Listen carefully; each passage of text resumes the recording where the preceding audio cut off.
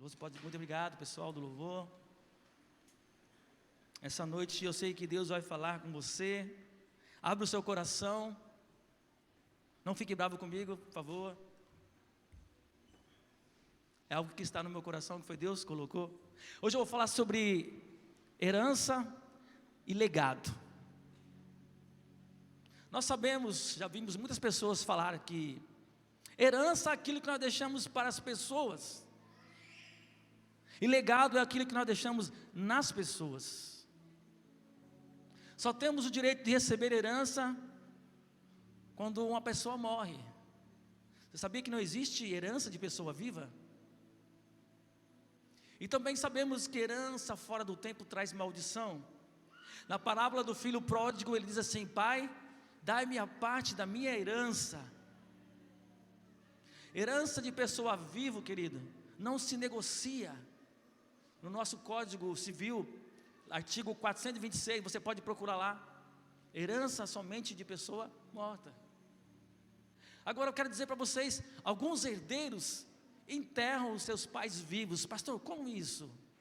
Como é que enterra pai vivo? Quando você perde o respeito, a admiração, o amor, quando você não dá mais ouvido à experiência do seu pai. E uma das piores dores que existe é você se sentir morto e rejeitado pelas pessoas que você mais ama, que são os filhos. Sabe de uma coisa? Experimente perguntar para os seus pais: pai, o que vocês pensam? Qual que é o seu pensamento? O que te deixa mais triste, pai? O que te deixa mais feliz? O que eu posso fazer para te deixar mais feliz? Quais são as suas maiores lições de vida? Qual é a sua maior aventura? Agora, muitos herdeiros, eles despertam do sono da insensibilidade somente depois que não dá mais tempo. Então percebe que perderam aquele amigo, aquela pessoa mais incrível que existiu, que sempre torceu para o seu bem, que sempre apostaram neles. E falando de herança ainda, na parábola do filho pródigo, nós conhecemos, ele pegou, não foi uma herança ali, ele foi um adiantamento patrimonial. Herança fora do tempo. Nós conhecemos a história, ele pegou aquela parte, foi para um lugar, gastou tudo porque não sabia administrar. E o final daquele filho foi parar num criame, ou seja, como criador de porcos, querendo, desejando comer as alfarrobas dos porcos, mas ninguém lhes dava. E aí eu faço um parênteses aqui e falo: por que Deus às vezes não dá algumas coisas para alguns filhos? Porque às vezes nós não estamos preparados para receber. Senhor, Senhor, eu quero um carro, eu quero um carro, eu quero um carro, eu quero um carro. E Deus fala, e Deus deve pensar assim: caramba, eu já sei o que vai acontecer, mas pela minha vontade permissiva eu vou dar um carro para essa pessoa. Aí ele pega e dá, porque ele é um pai amoroso, igual o pai do filho pródigo. Aí o que acontece? A pessoa desvia da igreja. Agora eu estou curtindo meu carrão. Ou então ele não deixa aqui vir na igreja, porque se ele deixar ali fora, pode ser que alguém venha arriscar o carro dele. Nossa, pastor, isso acontece? Acontece. Eu frequentei uma igreja que o cara vinha, chegava mais cedo, mas não é porque ele gostava do culto nem do louvor, não. Ele chegava mais cedo para colocar o carro perto da porta, para ele ficar cuidando do carro dele. Idolatria. Não estava preparado para receber aquela bênção do Senhor.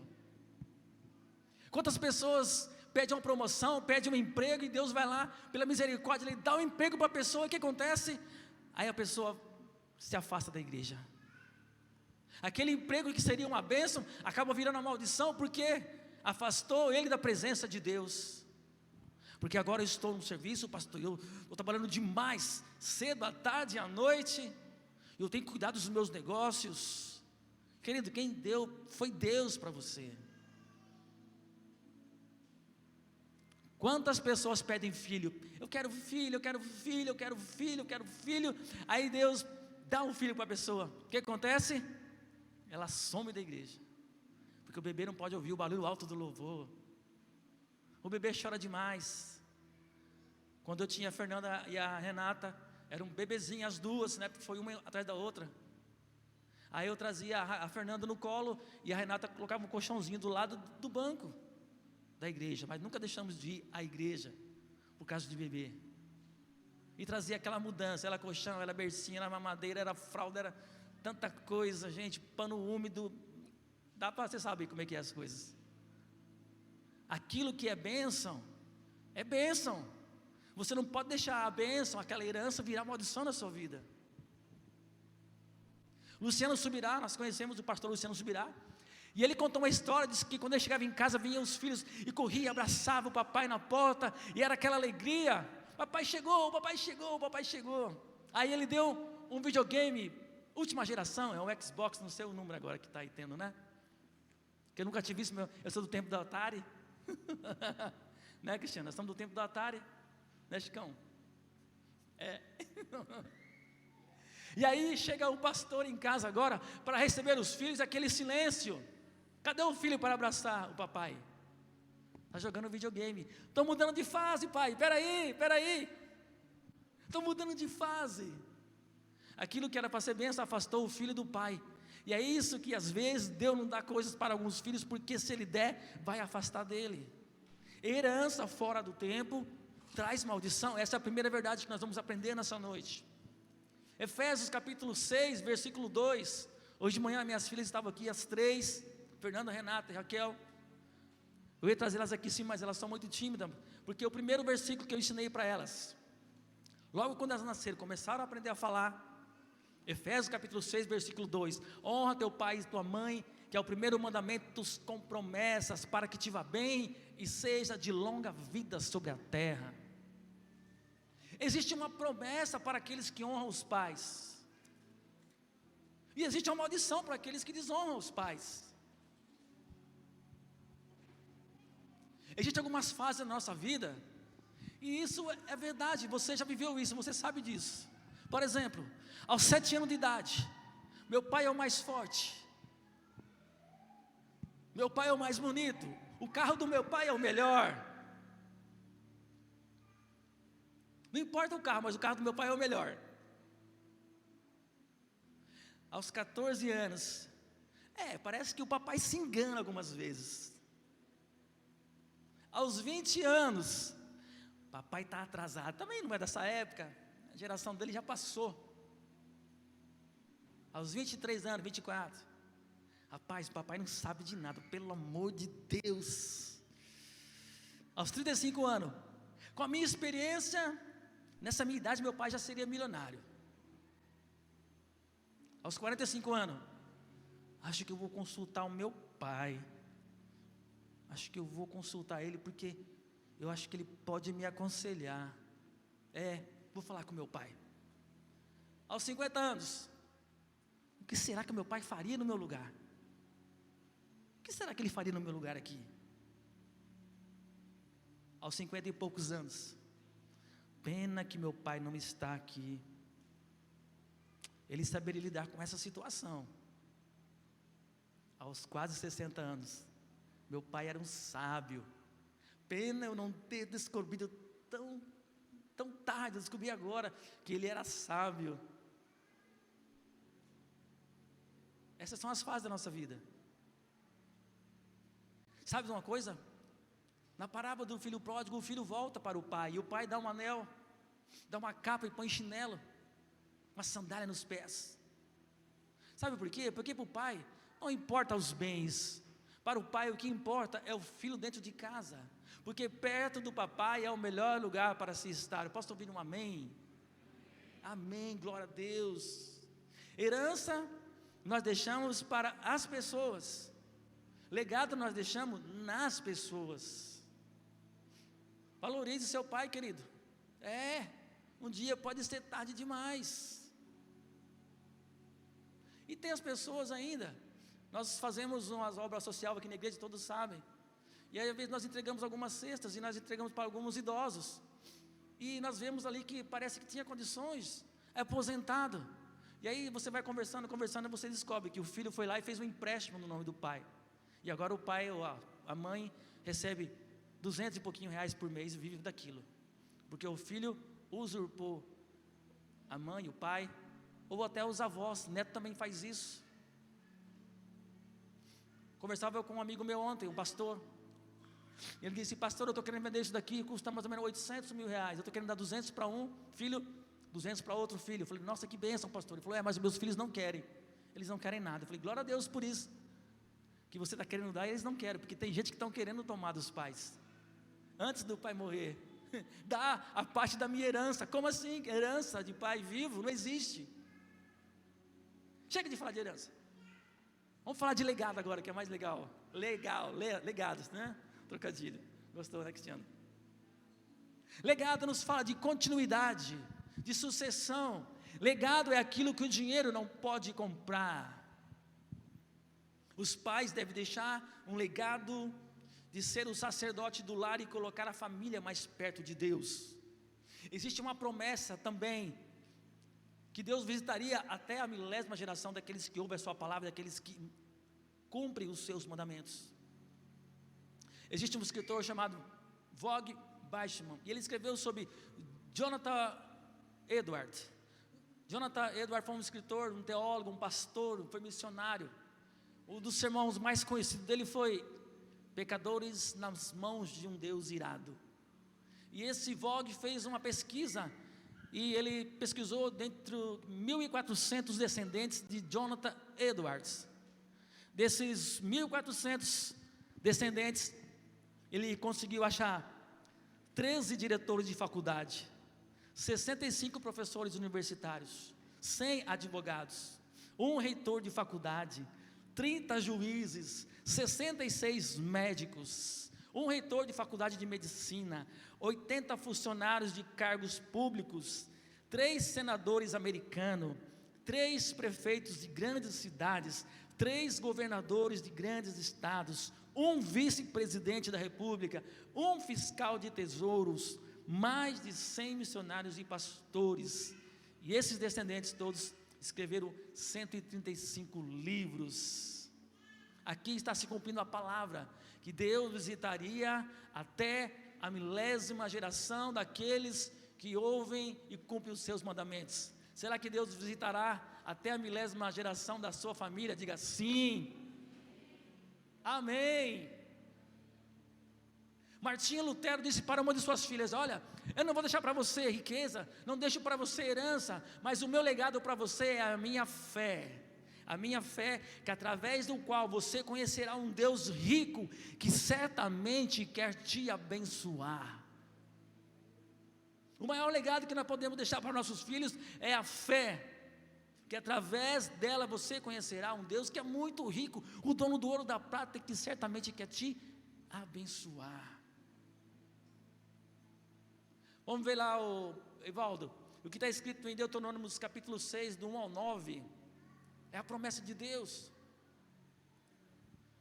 Estes, pois, são os mandamentos, os estatutos e os juízos que mandou o Senhor vosso Deus para ensinar-vos, para que o cumprisse na terra que passais a possuir, para que temas o Senhor teu Deus e guarde todos os seus estatutos e mandamentos que eu lhe ordeno, tu e quem? E teu filho, e quem mais? E os filhos dos teus filhos, todos os dias da sua vida, e que teus dias sejam prolongados. Ouve, pois, ó Israel, e atenta em guardares, para que bem suceda, e muitos se multiplique, como te disse o Senhor, Deus de teus pais, na terra que mana leite e mel. Ouve, Israel, o Senhor é o nosso Deus, é o único Senhor. Amarás, pois, o Senhor teu Deus de todo o teu coração, de toda a tua alma, de todas as tuas forças. Estas palavras que hoje eu te ordeno estarão aonde? No teu coração, e você ensinará aos teus filhos, e delas falarás assentado em tua casa, e andando pelo caminho, e deitando-te e levantando-te. Também as atarás por sinal na tua mão, e te serão por frontais entre os olhos, e as escreverás nos umbrais da tua casa e nas tuas portas. Sabe o que quer dizer isso? Quer dizer que você tem que cumprir os mandamentos do Senhor, e você tem que, ao dormir, você vai orar para os seus filhos. Ao levantar, você vai falar de Deus para eles. Quando você estiver indo para o trabalho, você vai falar de Deus para ele. Quando você for almoçar com teus filhos, você vai fazer uma oração, agradecer a Deus, para eles aprenderem que a dependência vem do Senhor, que fez os céus e a terra, e que você também é um pai que depende do Senhor. E você vai escrever, e você vai ensinar eles a orar, e você vai mostrar para eles na Bíblia os mandamentos, vai ensinar para eles a honrar o pai e mãe. A Bíblia diz que se você ensinar a criança no caminho que deve andar, é no caminho, não é o caminho. Você não vai falar, filho, é por aqui que você vai andar. Não é assim não, é no caminho, é andando junto com ele, é passando de pai para filho, que ele vai crescer e não vai esquecer mais.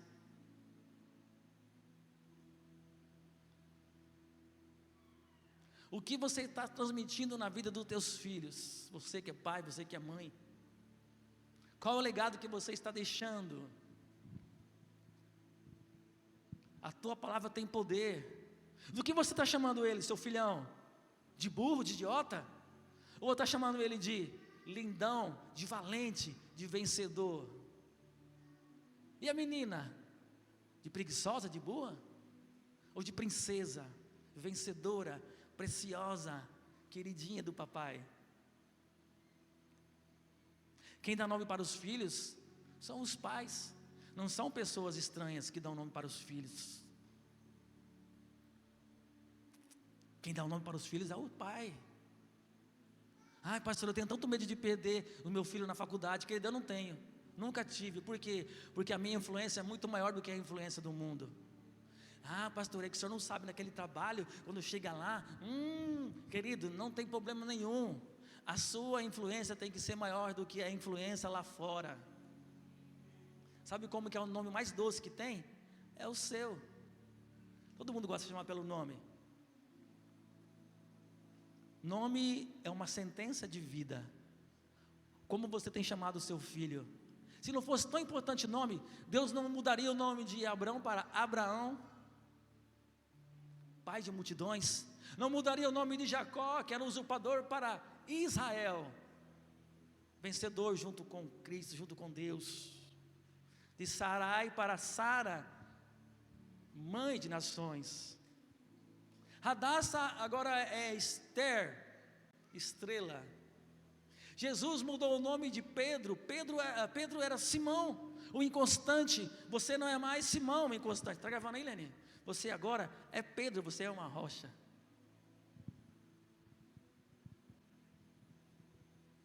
Jesus mudou o nome de Tiago e de João. Vocês agora se chamarão os filhos do trovão, homens valentes. Qual nome você tem dado para os seus filhos? Nunca chame os seus filhos de nome pejorativo, nunca. Jacó sabia muito bem que o nome fazia diferença. E nós conhecemos a história. Raquel estava para ter um filho, e ela estava muito mal, sabia que ia morrer. Ela disse, esse menino se chamará Benoni, filho da minha dó. Jacó disse, não, o nome é importante. Ele se chamará Benjamim, filho da minha destra. Ele não vai se chamar mais filho da minha dor, ele vai se chamar filho da minha destra. Que nome você tem dado para o seu filho? Você corrige o comportamento. 3 varadinhas. Papai te ama, você é vencedora, mas você precisa ser corrigida. Você corrige o comportamento sem ferir a identidade. A identidade você preserva. Você é vencedor, eu te amo, mas você precisa ser corrigido. Não deixe que ninguém fira a identidade dos seus filhos. Se eles vierem em sua casa e dizer, pai, me chamaram disso, daquilo, ele fala, querido, isso é mentira do diabo. Você é mais do que vencedor em Cristo Jesus. Você é o queridinho do papai. Amém? Amém, glória a Deus. Você sabia que quando nós chegar no céu, vai ter um nome diferente para mim e para você? Sabia, Léo? Não sabia? Eu vou mostrar para você. Quem sabia aqui que Deus vai escrever o nome numa pedra? 3 pessoas. Então tá, vamos tirar essa dúvida. Apocalipse capítulo 2, versículo 17. Quem tem ouvido, eu sempre gostei de falar isso, vou falar com a boca cheia. Quem tem ouvidos, ouça o que o Espírito diz às igrejas. Ô louco, olha. Ao que vencer, darei a comer de quem? Do maná escondido, e dar-lhe-ei o que? Uma pedra branca, e na pedra um novo nome escrito, o qual ninguém conhece, senão aquele que o recebe, e o nosso Pai que está no céu. Amém?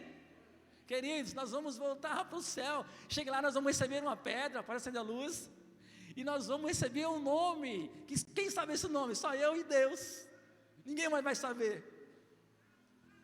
Vai ser assim, ousado, valente, vencedor, adorador.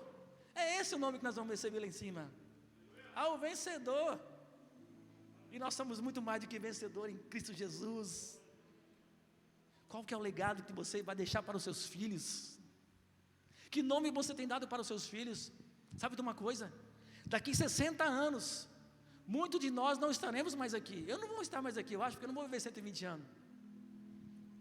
Sabe quem vai estar aqui? Os nossos filhos. E eles vão estar falando de nós. O que você gostaria que ele falasse de você? Nossos filhos vão estar aqui no culto. Papai era um cara muito legal. A mamãe era muito gente fina. Papai fazia tudo que podia ao alcance para que a gente tivesse as coisas. Ele sempre se esforçou para não deixar faltar nada de comer em casa. Não foi fácil não, mas meu pai estava ali. Eu não tive aquilo que eu tive de melhor, mas eu tive uma coisa que não pode comprar, que é a presença do meu pai perto de mim, da minha mãe, dos meus avós, dos meus familiares.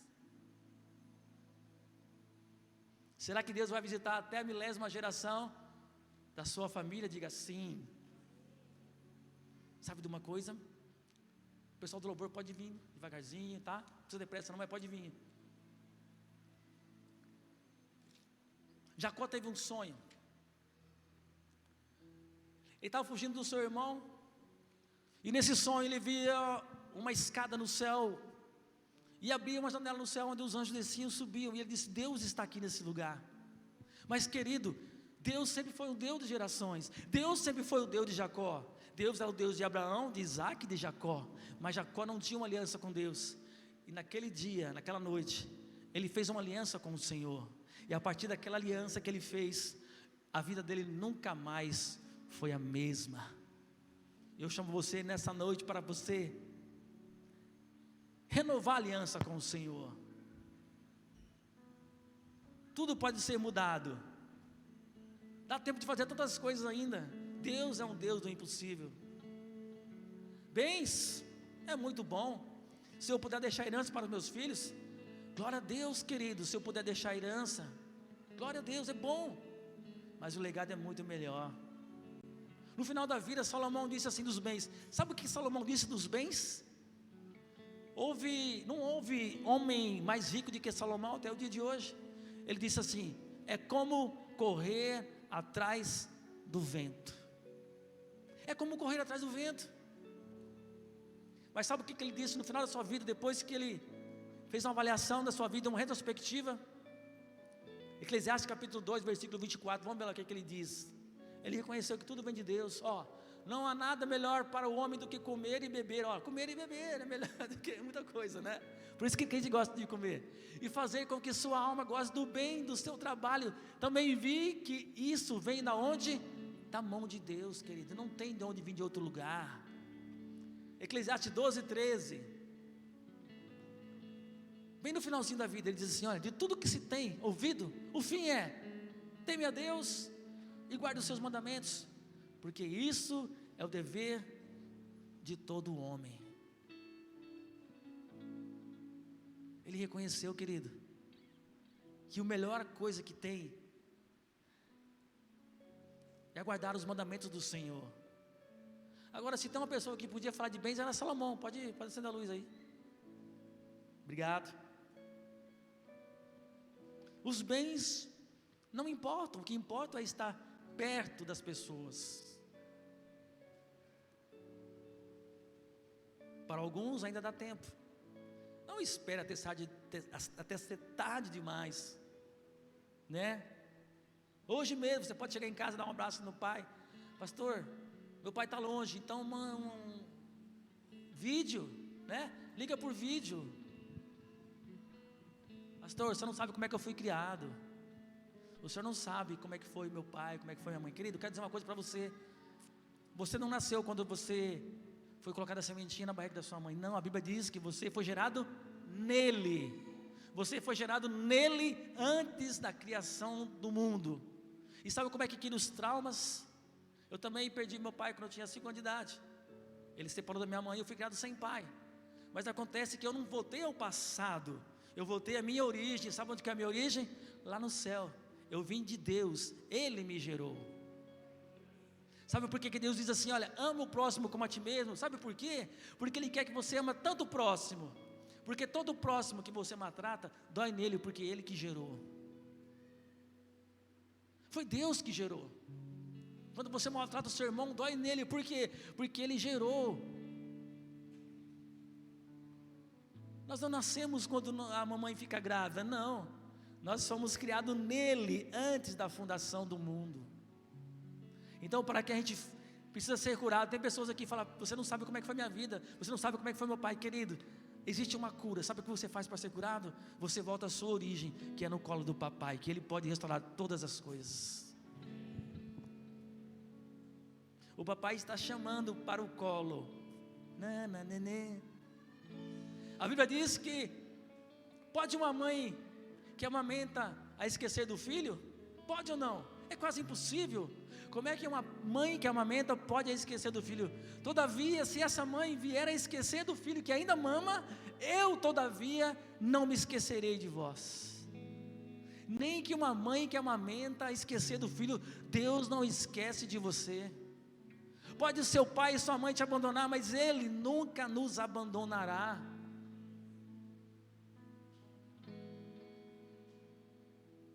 A nossa herança é incorruptível.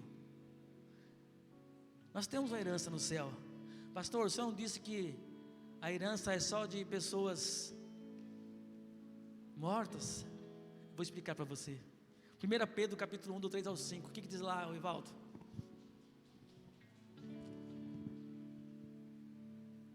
Tua família e os filhos dos teus filhos. Bendito seja o Deus e Pai de nosso Senhor Jesus Cristo, que segundo a sua grande misericórdia, nos gerou de novo para uma viva esperança, pela ressurreição de Jesus Cristo dentre os mortos, para uma herança o que? Incorruptível, incontaminável, e que não se pode murchar, guardada no céu para quem? Para nós, oh, aleluia, que mediante a fé estás guardada no poder de Deus para a salvação, já preste para se revelar no último tempo. Queridos, nós só podemos receber a herança quando a pessoa morre. E o que Jesus Cristo fez? Ele morreu para que nós pudéssemos receber essa herança incorruptível. Mas a morte não pode deter o autor da vida. Aí Ele ressuscitou e hoje nós somos filhos herdeiros de um Deus que está vivo, porque Deus não está morto. Ah, vocês não entenderam. Eu vou falar de novo. Não, está muito fraco. Jesus Cristo se entregou por mim e por você. Ele morreu para nos dar vida. E Ele nos deu uma herança incorruptível. Mas acontece que o autor da vida, ninguém pode deter Ele, nem a morte. E Ele ressuscitou para que nós podemos hoje receber a herança incorruptível de um Deus que está vivo, porque Deus não está morto. Aleluia. Aleluia. Deus não está morto. Aleluia. A nossa herança é incorruptível, é limitada, mas a herança do Senhor, ela é infinita, porque o nosso Deus é infinito. Há uma conspiração, queridos, contra a família, a mídia, a imprensa, os jornais, as revistas, o teatro, tudo para desconstruir aquilo que Deus construiu. E você como pai, você como mãe, tem a obrigação de influenciar os seus filhos para o bem, para que eles sejam muito mais influenciados para você, para quando eles forem no mundo, eles não possam ser contaminados pelo mundo.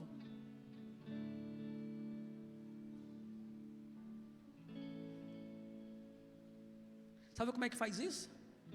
Com tempo de qualidade, gastando tempo, conversando com os filhos, educando os filhos na admoestação do Senhor. Vamos ficar de pé? Que as bênçãos se derrame até 1000 gerações da família de teus filhos e os filhos de teus filhos, e a bênção se derrame até 1000 gerações da família de teus filhos e os filhos de teus filhos. Conversando com os filhos, nós vamos ganhar o coração deles. E aí nós não podemos nos conformar com esse século, com essas coisas que estão acontecendo, mas nós podemos transformar com a renovação da nossa mente, para que nós possamos desfrutar da perfeita, boa e agradável vontade de Deus. Qual é essa vontade de Deus? É que nós vivemos juntos em união como família, os pais cuidando dos filhos. Essa é a perfeita vontade de Deus para mim e para você, amém? Então diga, que as bênçãos se derrame até 1000 gerações da família de teus filhos e os filhos de seus filhos, te acompanhe por detrás, por diante, do teu lado.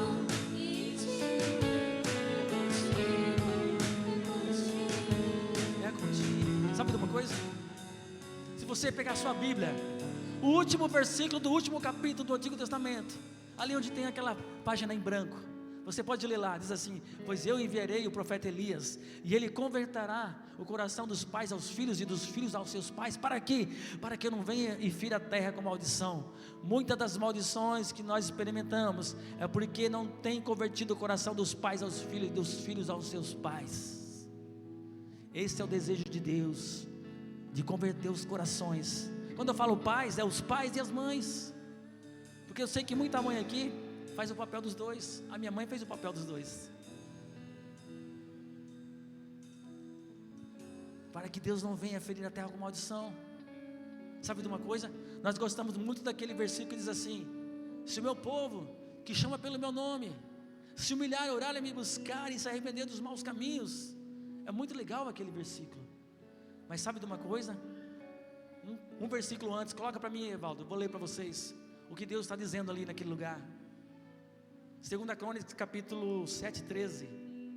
E se eu fechar o céu e não houver chuva, e se eu ordenar aos gafanhotos que consumam a terra, ou se eu enviar a peste entre o povo, Deus não perdeu o controle da situação, querido. Nada acontece sem a permissão. Deus não está com o braço cruzado vendo as coisas acontecerem, não. Às vezes são coisas que acontecem pela permissão dele. Aí sim, ele diz: se o meu povo, que chama pelo meu nome, se orar entre família, e colocar dentro de casa, e chamar os seus filhos, e eles se humilharem, e eles orarem, e eles se arrependerem dos maus caminhos, então eu ouvirei do céu, perdoarei os seus pecados e sararei a sua terra. Eu posso ouvir um amém?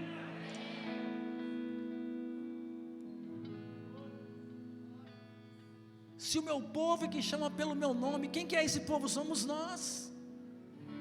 Aí em família nós vamos orar e vamos: Deus, perdoa os nossos pecados, sara a nossa terra, acaba com essa pandemia, Deus. Queridos, esse é o melhor momento para um avivamento, porque todo avivamento não é porque acontece barulho, não é porque acontece congresso, não. Avivamento é quando um povo dá resposta à manifestação e ao poder de Deus, e isso sempre vem depois que Deus coloca algumas coisas difíceis na vida das pessoas. Nós estamos prestes a um avivamento, mas a igreja, os pais, os filhos precisam voltar para Deus. Precisamos converter o coração dos filhos aos pais e dos pais aos filhos. Que tipo de pai, que tipo de mãe é você? Lembra da casa na rocha, na casa na areia? Se você colocar o alicerce, a base for areia, vai vir a falta de emprego, vai vir a pandemia, pode vir essas coisas. E o que vai acontecer? Vai bater, a casa vai, qualquer coisa, a casa despenca. Mas quando você constrói a sua casa sobre a rocha, quem que é a rocha do século? É Jesus. Aí pode soprar os ventos, pode transbordar os rios, pode vir as tempestades, pode vir pandemia, pode vir o que é, e vai dar com a casa, mas a casa não vai cair, porque ela está firmada na rocha dos séculos, que é Jesus. Aleluia. Que as bênçãos, que as bênçãos se derramem até 1000 gerações, família, teus filhos e os filhos dos teus filhos, que a bênção se derrame até 1000 gerações, tua família e teus filhos e os filhos dos teus filhos. Lembra quando eu falei, pastor, o senhor não conhece como é que foi minha vida, o senhor não sabe como é que foi meu pai, eu perdi meu pai cedo.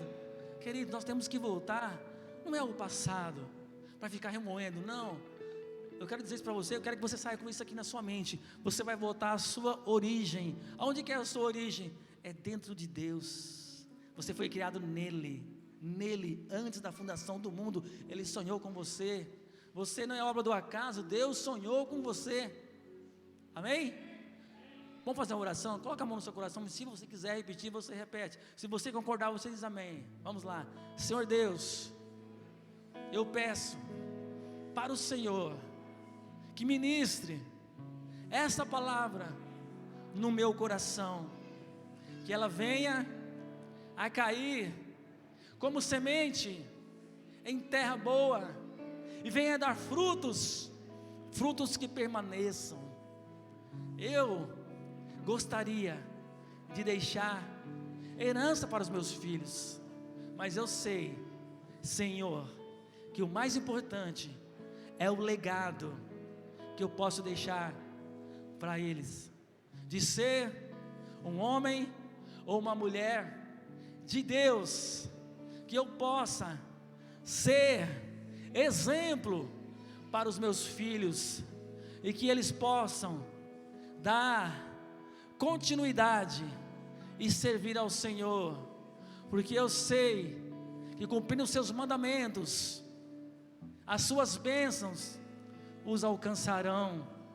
E o desejo do meu coração, porque eu sei que o Senhor tem o melhor para nós. E nós, como família, nós declaramos que nós somos totalmente dependentes do Senhor. Você pode aplaudir ao Senhor? Aleluia, mais uma vez.